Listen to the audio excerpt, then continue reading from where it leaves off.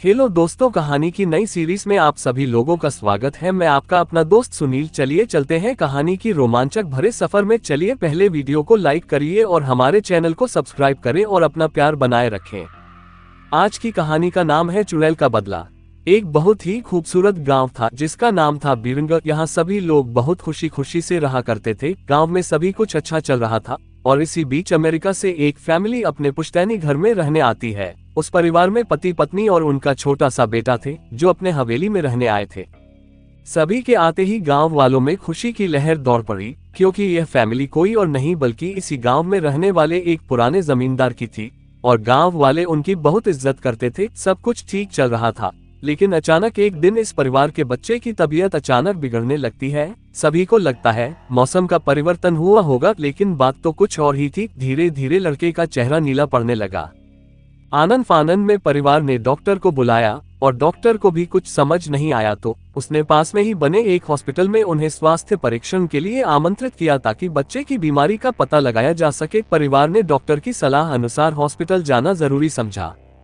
सारे परीक्षण होने के बाद भी कुछ नहीं हासिल हुआ। जैसे ही सारा परिवार गांव पहुंचा तो गांव के कुछ बुजुर्गों ने बच्चे की हालत देखकर उन्हें ओझा के पास जाने को कहा। आज भी गांवों में पुराने रीति रिवाज के अनुसार झाड़ फूंक करके इलाज करने की प्रथा कायम है। परिवार सभी सदस्य बच्चे के लिए ओझा के पास भी जाने को तैयार हो गए।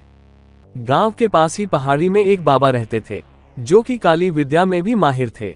जैसे ही उनके आश्रम की सीढ़ियों में वह बच्चा अपने परिवार के साथ पहुंचा तो ओझा जोर जोर से चिल्लाने लगे, तू क्यों आई है? इतने बरसों के बाद भी तेरा बदला शांत नहीं हुआ। ये सब सुनकर बच्चे के माता पिता और गांव वाले दहशत में आ गए। उन्हें समझ नहीं आया कि बाबा को इतना क्रोध क्यों आ रहा है, जबकि उन्हें अभी तक कोई बात बताई नहीं गई। लेकिन बाबा तो काली माया में पारंगत थे, इस वजह से उन्हें रूहानी ताकतों को पहचानना आता था। सभी लोगों ने आश्रम में प्रवेश किया, लेकिन बाबा ने केवल उस बच्चे को पास आने को कहा। बच्चे की हालत बहुत ही खराब थी। उसकी आंखें लाल हो चुकी थी, उसका शरीर नीला दिखाई पड़ रहा था और उसके शरीर का तापमान आम बुखार से कहीं ज्यादा था। ओझा ने विभूति उठाकर के बच्चे के मुंह पर फेंका। बच्चा जमीन पर लेट गया और जोर जोर से हाथ पैर हिलाने लगा। किसी को कुछ नहीं समझा रहा था कि बाबा की विभूति से क्या चमत्कार हुआ कि बच्चा अपने आप जमीन पर लेटकर ऐसी हरकतें करने लगा। तभी अचानक बच्चा अपने पैर की उंगलियों के बल खड़ा हो जाता है और बहुत ही खूंखार औरत की आवाज में ओझा को उसके पुराने नाम से बुलाया, अरे वो प्रेमनाथ, मैं तुझे नष्ट कर दूंगी। लड़के का ऐसा स्वर सुनकर उसके माँ बाप घबरा गए। लड़के को इस अवस्था में देखकर उन्हें कुछ समझ नहीं आ रहा था कि ऐसा क्यों हो रहा है। तभी ओझा ने एक मंत्र पढ़कर बच्चे को अपने काबू में किया। सारे गांव वाले ओझा से पूछने लग, बाबा ये सब क्या है? ये बच्चा ऐसा क्यों कर रहा है? तभी ओझा ने बताया कि इसके अंदर कोई चुड़ैल आ चुकी है जो कि आज 70 साल पहले चोरी के आरोप में जिंदा जला दी गई थी। उसे ऐसी सजा देने वाले कोई और नहीं बल्कि इसी बच्चे के दादाजी थे और वह चुड़ैल अपना बदला लेने इसलिए आई है क्योंकि वह गर्भवती अवस्था में जिंदा जली थी और उसके कोख में पल रहा मासूम बच्चा भी जल गया। इसी वजह से वह उस वंश बच्चे को भी दर्दनाक मौत देना चाहती है ताकि उसका बदला पूरा हो सके।